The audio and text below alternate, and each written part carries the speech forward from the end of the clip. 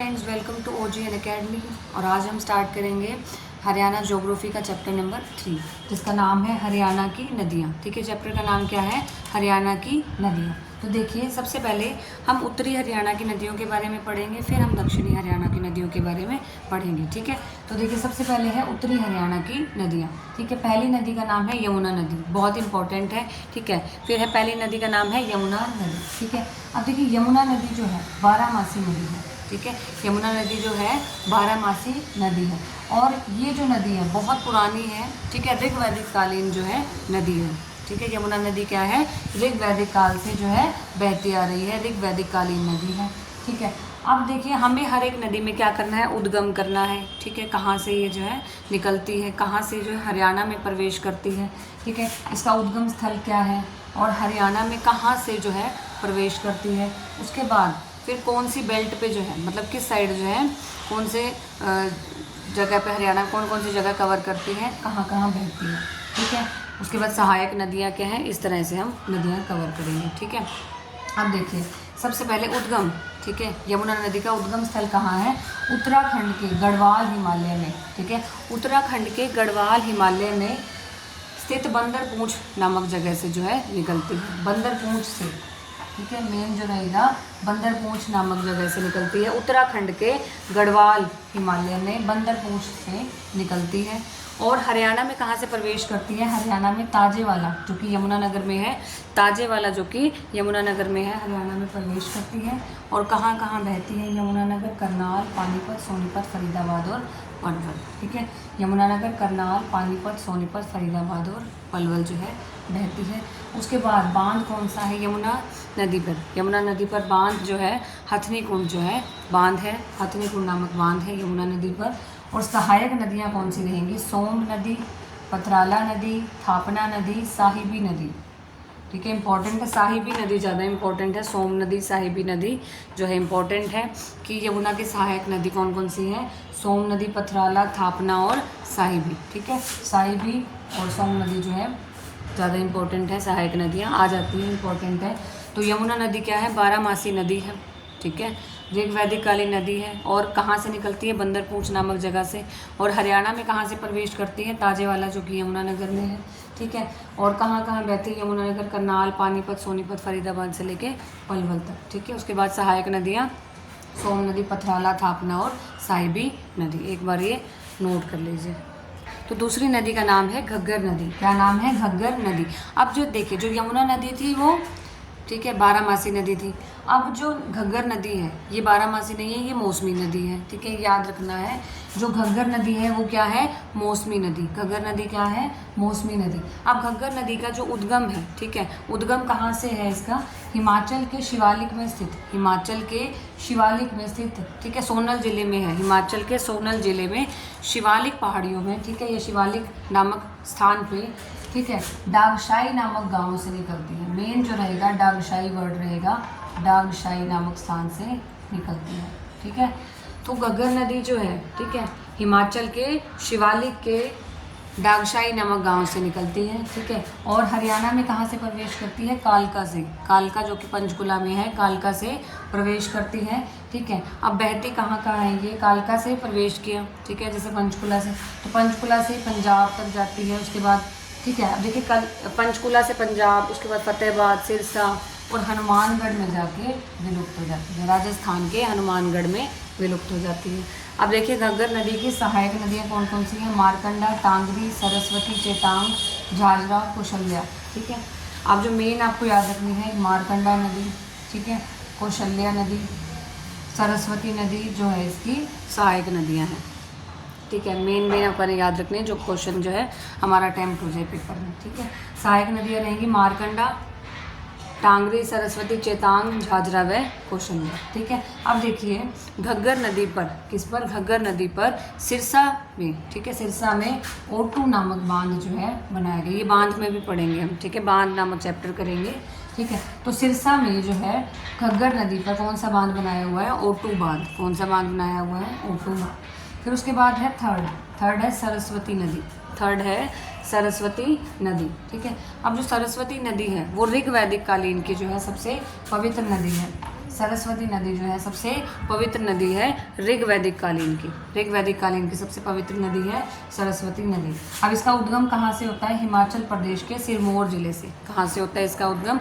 हिमाचल प्रदेश के सिरमौर जिले से इसका उद्गम होता है। कहाँ से होता है? हिमाचल प्रदेश के सिरमौर जिले से होता है। ठीक है। और हरियाणा में कहाँ से प्रवेश करती है? आदि बद्री, जो कि यमुनानगर में है। आदि बद्री से प्रवेश करती है हिमाचल, यमुनानगर के आदि बद्री से जो है, यमुनानगर के आदि बद्री से हरियाणा में प्रवेश करती है और उद्गम है हिमाचल प्रदेश के सिरमौर जिले से। ठीक है। इसको याद कैसे रख सकते हैं? देखिए सरस्वती नदी, ठीक है, सरस्वती को जो है सिर पर जो है सजाया जाता है। ठीक है। तो सरस्वती का स्थान क्या है? सिर पर सजाने का। तो ऐसे याद रखा जा सकता है। एक छोटी सी ट्रिक हो गई। हिमाचल प्रदेश के सिरमौर जिले से इसका उद्गम है। आदि बद्री जो कि यमुनानगर में है, तो यहाँ से इसका प्रवेश है हरियाणा में। अब ये कहाँ कहाँ बहती है? अम्बाला, कुरुक्षेत्र, कैथल से, ठीक है, बहती बहती पंजाब में जो संगरूर है, ठीक है, संगरूर जो कि पंजाब में है, तो संगरूर में ये शतराणा नामक स्थान पर, शतराणा नामक स्थान पर घग्गर में मिल जाती है। ठीक है। सरस्वती नदी जो है, सरस्वती नदी जो है शतराणा नामक, जो कि संगरूर पंजाब में है, तो वहाँ जो है घग्गर नदी में मिल जाती है, घग्गर नदी में मिल जाती है। तो घग्गर नदी क्या थी? मौसमी नदी है। उद्गम है हिमाचल के डागशाही नामक गांव से। प्रवेश है कालका, पंचकुला से। पंचकुला पंजाब इस बेल्ट से हनुमानगढ़ में विलुप्त हो जाती है। सहायक नदियाँ रहेंगी मारकंडा, मेन है मारकंडा, सरस्वती और कौशल्या। सिरसा में जो है ओटू बांध इस पर है। और एक और बात घग्गर नदी की, इसे हाकरा नदी के नाम से जाना जाता है। हाकरा बहुत इंपॉर्टेंट पॉइंट है, हाकरा नदी के नाम से जाना जाता है घग्गर नदी को। और सरस्वती नदी जो है ऋग्वैदिक कालीन की सबसे पवित्र नदी है। उद्गम कहाँ से है? हिमाचल प्रदेश के सिरमौर जिले से। प्रवेश आदि बद्री जो कि यमुनानगर में है, यहाँ से प्रवेश है। अम्बाला कुरुक्षेत्र से होती हुई पंजाब संगरूर में शतराणा नामक स्थान पर घग्गर नदी में मिल जाती है। तो ध्यान से एक बार नोट कर लीजिए। अब देखिए अगली नदी का नाम है मारकंडा नदी। अगली नदी का नाम है मारकंडा नदी। ठीक है। अब मारकंडा नदी का जो दूसरा नाम है उसका नाम है अरुणा नदी। दूसरा नाम क्या है? अरुणा नदी। ठीक है। अब मारकंडा नदी का जो उद्गम है, उद्गम कहाँ से होता है? हिमाचल के नाहन नामक स्थान पर, हिमाचल के नाहन नामक स्थान पर स्थित शिवालिक की धरतीधर श्रेणियों से। ठीक है।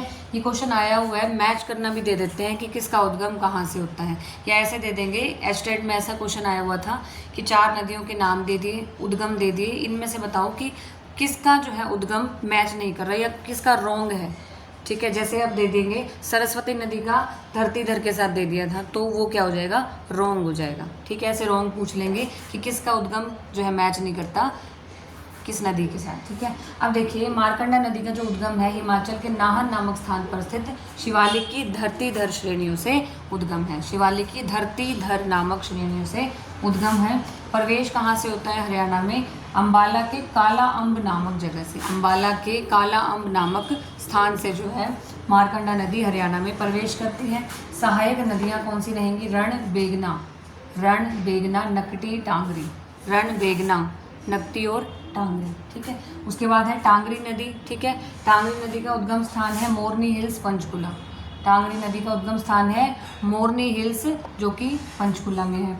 उसके बाद अब देखिए ये जो नदी है टांगरी नदी, ये कहाँ तक बहती है? अम्बाला के निकट एक गांव है, अम्बाला के निकट छज्जू माजरा तक बहती है। अम्बाला के निकट एक गांव है, छज्जू माजरा तक बहती है टांगरी नदी।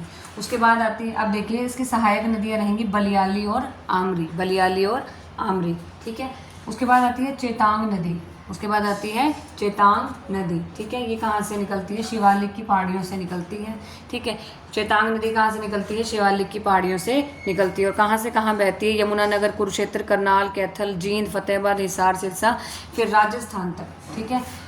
कहाँ से शुरू हुई? यमुनानगर से शुरू होकर फिर राजस्थान के भटनेर तक, राजस्थान के भटनेर तक जो है चेतांग नदी बहती है। उसके बाद आती है राक्षी नदी। उसके बाद आती है राक्षी नदी। अब राक्षी नदी कैसी है? बरसाती नदी है। राक्षी नदी कैसी है? बरसाती नदी है। ठीक है। और यमुनानगर के बिलासपुर के राक्षी नदी कैसी है? बरसाती नदी है। अब देखिए ये जो नदी है यमुनानगर के बिलासपुर के शाहपुर गांव के मैदानी क्षेत्र से निकलती है। यमुना नदी यमुनानगर के बिलासपुर के शाहपुर गांव के मैदानी क्षेत्र से ये निकलती हैं। ठीक है, तो ये है राक्षी नदी। तो ये थी उत्तर हरियाणा की नदियाँ। अब हम देखेंगे दक्षिणी हरियाणा की नदियाँ, ये नोट कर लीजिए। अब देखेंगे दक्षिणी भारत की, दक्षिणी हरियाणा की नदियाँ। ठीक है, दक्षिणी हरियाणा की नदियाँ। अभी तक हमने देखी थी उत्तरी हरियाणा की नदियाँ, अब देखेंगे दक्षिणी हरियाणा की नदी। ठीक है, तो पहली नदी है साहिबी नदी। ठीक है, साहिबी नदी, और सबसे मुख्य नदी बोला जाता है साहिबी नदी को, मुख्य नदी दक्षिणी हरियाणा की। ठीक है, अब देखिए साहिबी नदी का जो उद्गम है, ठीक है, साहिबी नदी का जो उद्गम है वो कहाँ से होता है? अरावली की, ठीक है, अरावली की बहरोड़ पहाड़ियों से, अरावली की बहरोड़ पहाड़ियों से जो है इसका उद्गम होता है, बहरोड़ पहाड़ियों से, बहुत इंपॉर्टेंट है। तो अरावली की बहरोड़ पहाड़ियों से इसका उद्गम होता है। प्रवेश कहाँ से करती है? हरियाणा में रेवाड़ी से जो है प्रवेश करती है। बांध जो है, बांध कहाँ पे बनाया गया? दारूहेड़ा, जो कि रेवाड़ी में है, दारूहेड़ा रेवाड़ी में। ठीक है, वहाँ जो है मसानी बैराज नामक, ठीक है, साहिबी नदी पर मसानी बैराज जो है बांध बनाया गया है। तो दारूहेड़ा जो कि रेवाड़ी में है, ठीक है, वहाँ पे जो है इस नदी पर, साहिबी नदी पर मसानी बैराज नामक बांध बनाया गया है। मसानी बैराज बहुत इंपॉर्टेंट है। ठीक है, बहुत इंपॉर्टेंट है, इसे नोट कर लीजिए, स्टार लगा लीजिए। मसानी बैराज नामक बांध जो है साहिबी नदी पर बनाया गया है। अब इसकी सहायक नदी है इंदौरी नदी। साहिबी की जो सहायक नदी है वो है इंदौरी नदी। ठीक है, इंदौरी नदी। अब पढ़ेंगे दूसरी नदी इंदौरी नदी के बारे में। ठीक है, अब इंदौरी नदी का जो उद्गम है, ठीक है, इंदौरी नदी का जो उद्गम है वो कहाँ से हुआ है? नूह के निकट मेवात की पहाड़ियों से। कहाँ से हुआ है?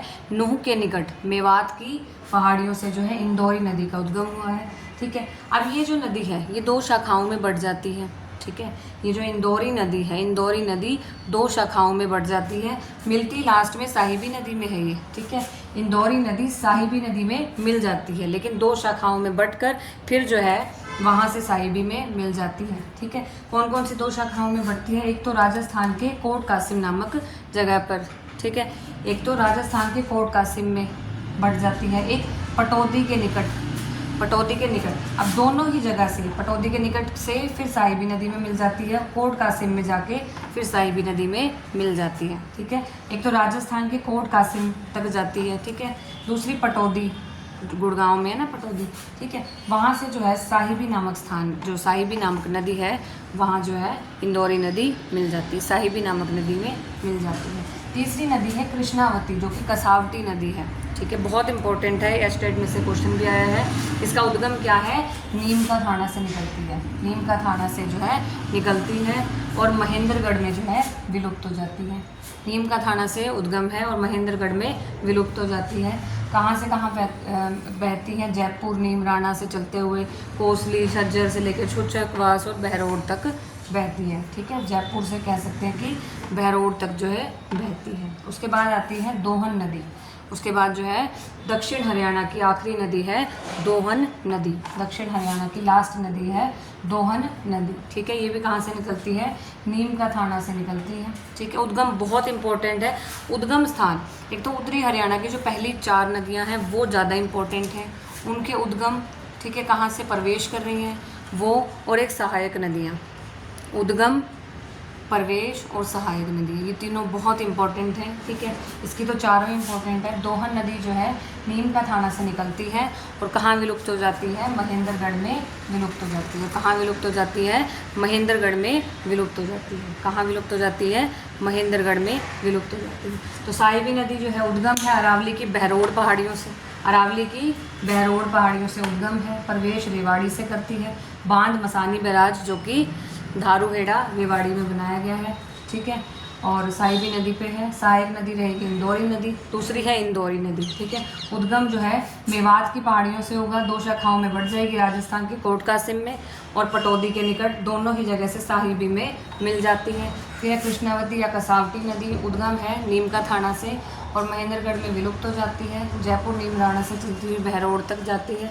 उसके बाद है दोहन नदी, नीम का थाना से निकलती है और महेंद्रगढ़ में विलुप्त हो जाती है, महेंद्रगढ़ में विलुप्त हो जाती है। बहुत इंपॉर्टेंट है, ये नोट कर सकते हैं। अब देखेंगे चैप्टर नंबर 4 3 हम कंप्लीट कर चुके हैं, हरियाणा की नदियाँ। अब देखेंगे चैप्टर नंबर 4 का नाम है हरियाणा की झीलें, हरियाणा की झीलें। ठीक है, देखिए मुख्य रूप से 5 है लेकिन हम सारी करेंगे। ठीक है, तो देखिए पहली झील का नाम है बड़खल झील। पहली झील का नाम क्या है? बड़खल झील। अब देखिए बड़खल झील जो है ये कृत्रिम जो है झील है, और ये देखिए अरावली की पहाड़ियों से घिरे बड़खल गांव फरीदाबाद के समीप से जो है निकलती है। अब इस झील पर बसंत ऋतु में, बहुत इंपॉर्टेंट पॉइंट है, ठीक है, ये झील कहाँ पर स्थित है? अरावली की पहाड़ियों से घिरे बड़खल गांव फरीदाबाद। हाँ, तो बड़खल झील का नाम आएगा तो हम कहेंगे फरीदाबाद में है। ठीक है, इस झील पर जो है बहुत इंपॉर्टेंट पॉइंट ये है कि इस झील पर बसंत ऋतु में फ्लावर शो का आयोजन किया जाता है। फ्लावर शो का जो है आयोजन बसंत ऋतु में बड़खल झील पर, बड़खल झील में किया जाता है। और मयूर झील इस झील के पास स्थित है। 1969 में पर्यटन स्थल इसे बड़खल झील को पर्यटन स्थल घोषित किया गया। उसके बाद आती है सेकंड नंबर है दमदमा झील। सेकंड झील क्या है? दमदमा झील। कहाँ स्थित है? प्राकृतिक झील है ये। ठीक है, बड़खल झील क्या थी? कृत्रिम झील थी, ये प्राकृतिक झील है। ठीक है, और कहाँ स्थित है? गुरुग्राम के सोहना के दमदमा गांव में। गुरुग्राम के सोहना के दमदमा गांव में स्थित है। ठीक है, इसकी जो आकृति है वो कैसी है? अमीबा के आकार की आकृति है। इस झील पर वाटर पोलो स्पोर्ट्स का निर्माण किया जा रहा है। ठीक है, वाटर पोलो स्पोर्ट्स, ठीक है, पोलो स्पोर्ट्स का निर्माण किया जा रहा है। और सबसे बड़ी प्राकृतिक झील दमदमा झील है, सबसे बड़ी प्राकृतिक झील है। और सर्दियों में अनेक प्रवासी पक्षी भी दमदमा झील में आते हैं। सर्दियों में अनेक प्रवासी पक्षी भी इस दमदमा झील में आते हैं। उसके बाद आती है थर्ड नंबर पे है सुल्तानपुर झील। थर्ड नंबर पे है सुल्तानपुर झील। ठीक है, ये कहाँ है? देखिए गुरुग्राम के फर्रुख नगर में जो है स्थित है। सुल्तानपुर झील कहाँ है? गुरुग्राम के फर्रुख नगर में स्थित है। ठीक है, अब देखिए इसे क्या माना जाता है? प्रमुख पक्षी विहार जो है माना जाता है। 250 प्रजातियाँ जो हैं पक्षियों की, 250 प्रजातियाँ जो हैं सुल्तानपुर झील में पाई जाती हैं। तो साइबेरिया बहुत इंपॉर्टेंट है। साइबेरिया, यूरोप, अफगानिस्तान से 100 प्रजातियाँ, ठीक है, 100 प्रजातियाँ सर्दी के मौसम में, ठीक है, सुल्तानपुर झील में आती हैं। ठीक है, उसके बाद देखिए पारेंटोहर नामक पक्षी यहाँ देखा जा सकता है। और प्रवासी पक्षियों के लिए सबसे प्रसिद्ध है जैसे कि साइबेरियन सारस। ठीक है, बहुत बहुत इंपॉर्टेंट पॉइंट है कि जो साइबेरियन सारस के लिए ये झील जो है वो है, ये प्रमुख झील है। पक्षी विहार के रूप में पहचान करने का श्रेय पक्षी विज्ञानी पीटर जैक्सन को जाता है। ठीक है, तो इंपॉर्टेंट पॉइंट ये रहेगा कि साइबेरियन सारस नामक प्रवासी पक्षी जो है सुल्तानपुर झील में आता है। प्रवासी पक्षियों के लिए कौन सी झील प्रसिद्ध है? सुल्तानपुर झील। ठीक है, और सुल्तानपुर झील जो है रामसर स्थलों में शामिल, बहुत बहुत इंपॉर्टेंट है, CET में क्वेश्चन आ जाता है। तो रामसर स्थलों में शामिल कौन सी है? सुल्तानपुर झील। तो बहुत इंपॉर्टेंट है।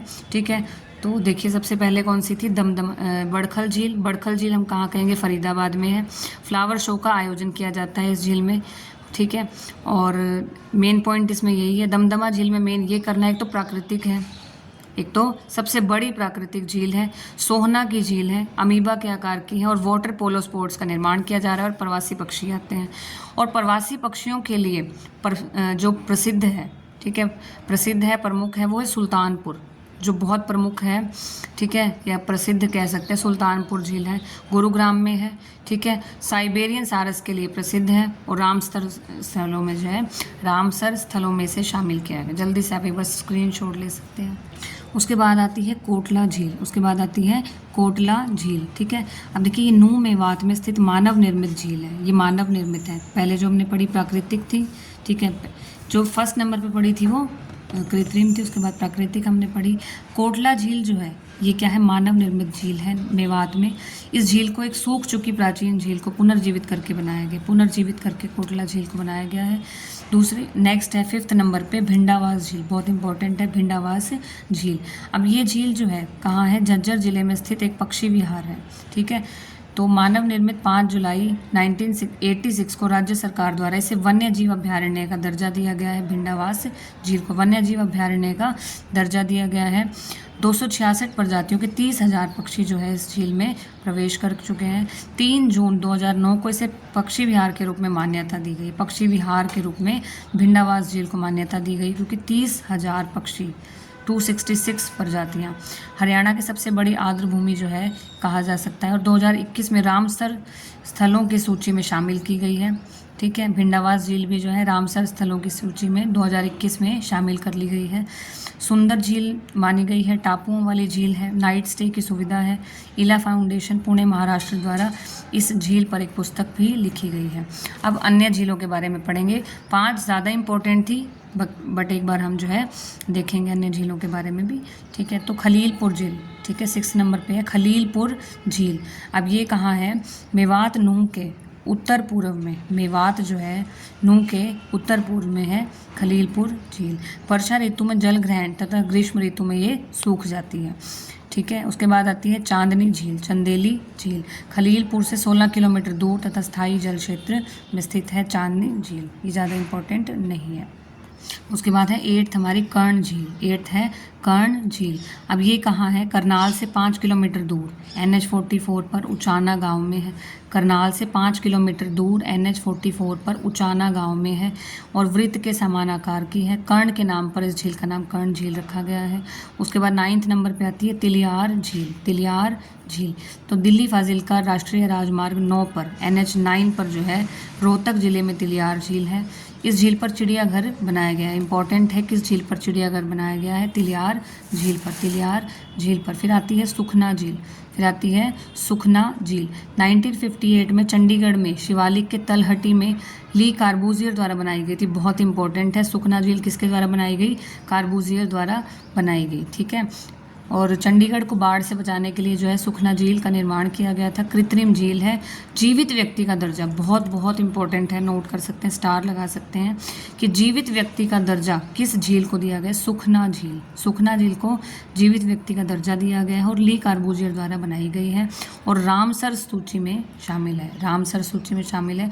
रामसर जो स्थल है काफ़ी इंपॉर्टेंट होते हैं, पेपर पॉइंट ऑफ व्यू से CET में आ जाते हैं काफ़ी। नेक्स्ट है ब्लू बर्ड झील। हिसार वालों को अच्छे से पता होगा ब्लू बर्ड झील के बारे में। हिसार में NH9 पर जो है ब्लू बर्ड झील बनाई गई है। इस झील के बीच में एक टापू का निर्माण किया गया है, इस झील के बीच में एक टापू का निर्माण किया गया है। उसके बाद आती है 12वें नंबर पे सूरजकुंड झील, सूरजकुंड झील। इस झील को मयूर झील भी कहते हैं, सूरजकुंड झील को मयूर झील कहा जाता है और फरीदाबाद के सूरजकुंड में ये स्थित है। मयूर झील भी कहते हैं, फरीदाबाद में स्थित है। आकृति जो है अर्धचंद्राकार आकृति है। और लास्ट जो झील है वो है सरदार पटेल पार्क झील, सरदार पटेल पार्क झील 250 वर्ष पुरानी झील है, 250 वर्ष पुरानी झील है। प्राचीन शिव मंदिर झील के सामने है। कहाँ है? प्राचीन शिव मंदिर झील के सामने। और रक्षा मंत्री राजनाथ सिंह ने जो है इसका शुभारंभ किया था अम्बाला कैंट में। रक्षा मंत्री राजनाथ सिंह ने क्या किया था? शुभारंभ किया था। कहाँ किया था? अम्बाला कैंट में जो है, अम्बाला कैंट में इसका शुभारंभ किया था।